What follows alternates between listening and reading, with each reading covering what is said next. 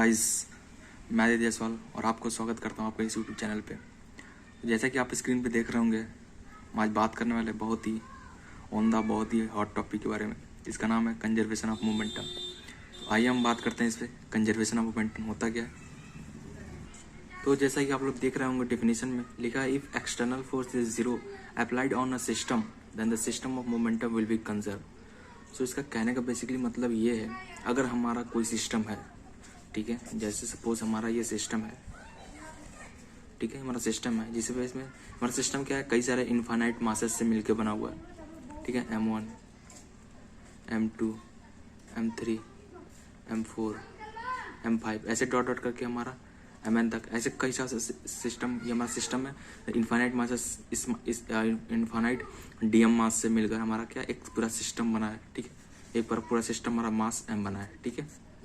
ये हमारा capital M है, ये होल सिस्टम का जो मास है वो बेसिकली क्या है, हमारा M1 प्लस M2 प्लस ऐसे डॉट डॉट करके हमारा होल स्मॉल पार्टिकल कम्बिनेशन का होल मास है, ठीक है। अगर क्या रहा, अगर इस पे हमारा फोर्स जो है, हमारा F एक्सटर्नल फोर्स है, और हम इस सिस्टम पे हम जीरो लगाते हैं, according to Newton second law, force will directly proportional to change in linear momentum, the rate of change in linear momentum, ठीक है।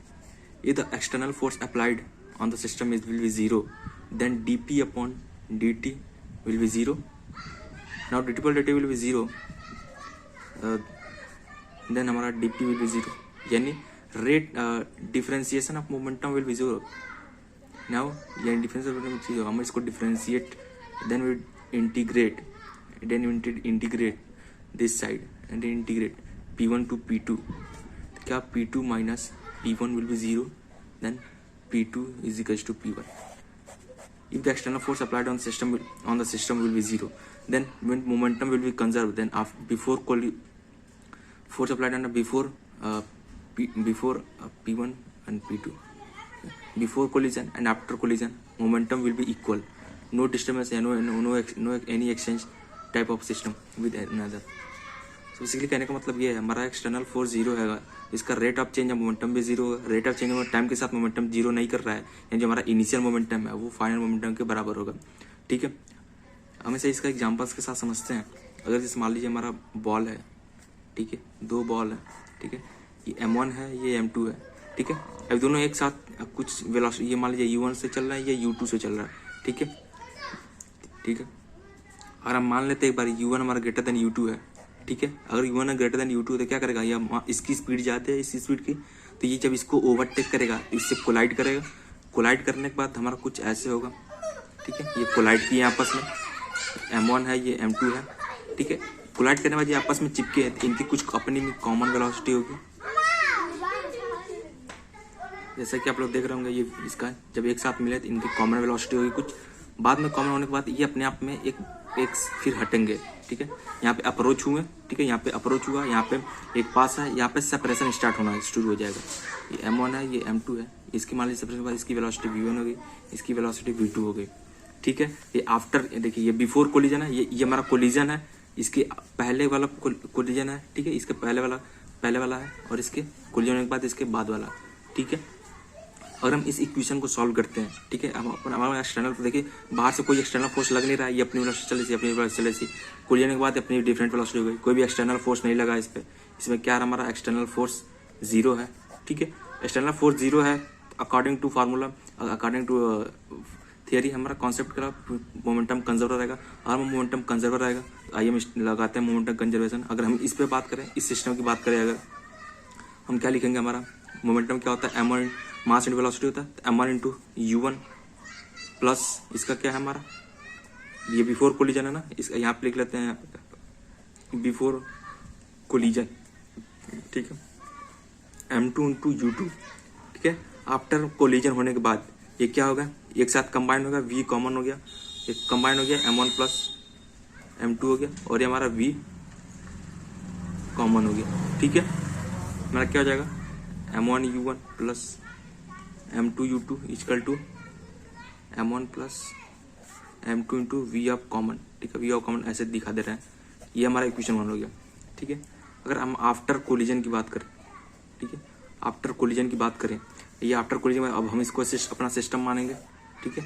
तो वाटर कूलिंग की बात करें क्या होगा हमारा M1 plus M2 V of common, ठीक है, M1 plus M2 V of common, ठीक है। तो ये हमारा क्या हो जाएगा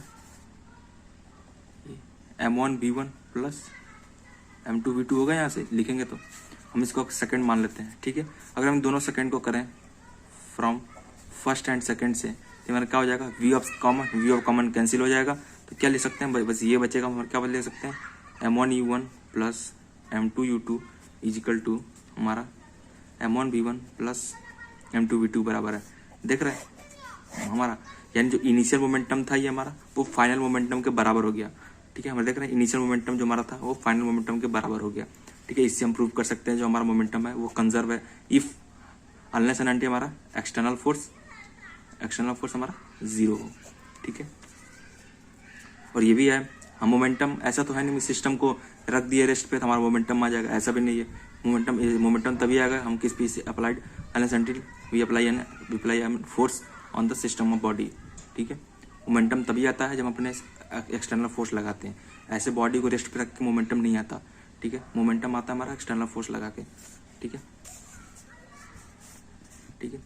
और एक और बात होती है हमारा जो सिस्टम है हर अपनी की वेलोसिटी होगी V1 V2 अपोजिट डायरेक्शन में या कुछ भी डायरेक्शन में, रैंडम डायरेक्शन V3 ऐसे हमारा Vn होगा। तो हर एक इंडिविजुअल पार्टिकल का अगर मोमेंटम निकालें, हर इंडिविजुअल पार्टिकल का सिस्टम मोमेंटम निकाले इंडिविजुअल का, तो हमारा हर एक इंडिविजुअल पार्टिकल का मोमेंटम होता है वो जीरो होता है इंडिविजुअल का जीरो क्यों होता है भाई, क्योंकि सब अपने अपोजिट डायरेक्शन में टकराव कर रहे हैं, ठीक है। कोई इसका इधर डायरेक्शन होगा, कोई इसका इधर डायरेक्शन होगा, अपोजिट एंड इक्वल होने की वजह से वो कैंसिल आउट हो रहेंगे, जीरो हो जाते होंगे, ठीक है। इसलिए हम कहते हैं पी है जो हमारा मोमेंटम है P, ठीक है, हमारा जो सिस्टम के जो अंदर का, ठीक है।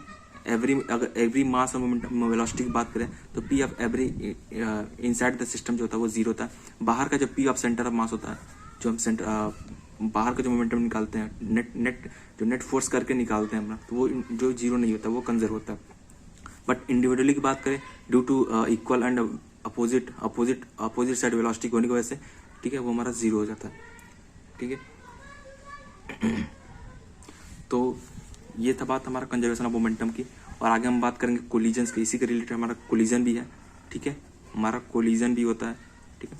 कोलिजन आगे वाले वीडियो में हम बताएंगे कोलिजन को, बस बता देते हैं कोलिजन जो नहीं हमारा 3 टाइप के जनरली होता ही है हमारा, ठीक है। कई लोग 4 भी करते हैं लेकिन 3 होता है, ठीक है। एक हमारा इलास्टिक होता है, ठीक है, दूसरा का हमारा इन इलास्टिक होता है,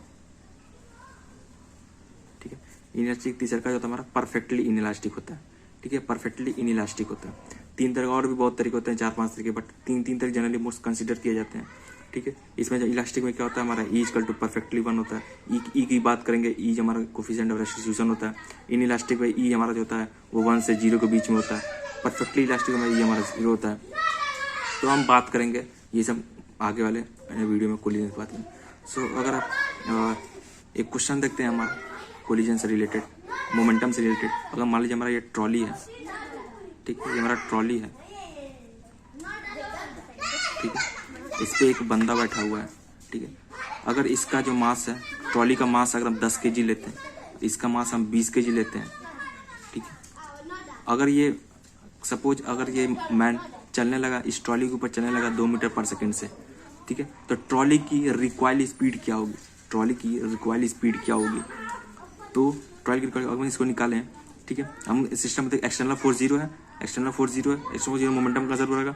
मोमेंटम कंजर्व तो निकालते हैं, इनिशियल क्या था हमारा, रेस्ट पे थे, इनिशियल रेस्ट पे था ना हमारा, इनिशियल रेस्ट पे था, ठीक है। इधर का जीरो हो जाएगा, ठीक है, और बट हमारा क्या हो जाएगा, इधर का जीरो हो जाएगा मोमेंटम। इनिशियल क्या था हमारा 20 kg था ना, ये भी जीरो पे था, रेस्ट पे था, ठीक है, इनिशियली हमारा, तो ये जीरो हो जाएगा वेलोसिटी, प्लस ये 10 kg इंटू जीरो हो जाएगा वेलोसिटी।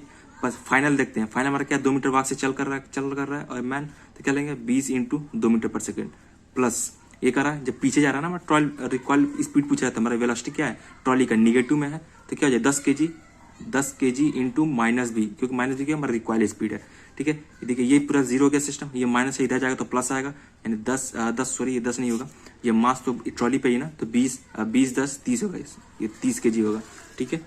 उतरा तो है ना, ट्रॉली पे ही चल रहा है, उतरा तो है ना, जो हम इसका सिंगल मास लेंगे इस पे चल रहा है, तो टोटल मास हमारा 30 हो जाएगा, ठीक है। 30 इंटू माइनस भी, माइनस इधर जाएगा तो प्लस हो जाएगा, ठीक है। तो 30 into V is equal to क्या हो जाएगा 20 दूनी 40, ठीक है। तो ये क्या हो जाएगा 0 से 0 कट जाएगा, वी कितना आ जाएगा हमारा 4/3 लगभग हमारा 1.3 के बराबर आ जाएगा, ठीक है। ये हमारी इसकी रिकॉइल स्पीड हो गई ट्रॉली की, ठीक है।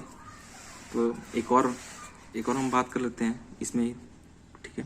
जैसे मान लीजिए हमारा गन है, ठीक है, ये हमारा गन है, ठीक है, ये हमारा गन है, ठीक है। अगर मान लीजिए इसका मास कैपिटल एम है, ठीक है, ठीक है, अभी तो रेस्ट पे था, ठीक है, इसके अंदर जो बुलेट है, ठीक है, रेस्ट पे था इस पर, ठीक है, इसे तो रेस्ट पे था और इसमें से बुलेट निकला सपोज, ठीक है, ये मास आप गन मान लीजिए, ठीक है, वेलोसिटी यहाँ से मास निकली, बुलेट निकला, बुलेट की वेलोसिटी अब बुलेट हो गई, ठीक है, बुलेट हो गई, ठीक है, बुलेट है उसका मास भी होगा, मास आप बुलेट ले लीजिए, ठीक है। जब ये जैसे ही फायर आगे होगा तो हमारा रिकॉइल स्पीड गन की पीछे जाएगी, मान लीजिए वी ऑफ रिकॉइल हमारा गन हो जाएगा, ठीक है, गन का रिकॉइल।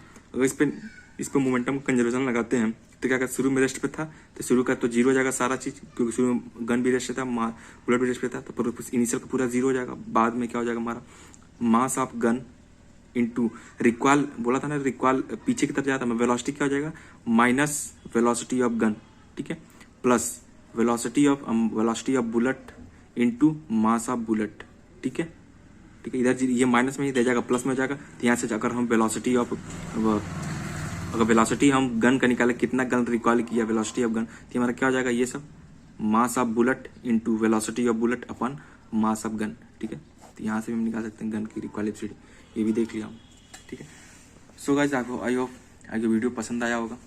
कंजर्वेशन मोमेंटम पे आने वाली बात कोलिजन बात करेंगे, आई होप, और समझ में आया होगा तो लाइक एंड कमेंट जरूर कीजिएगा और शेयर का जरूर कीजिएगा, ठीक है। फिर चलते हैं गाइस, बाय।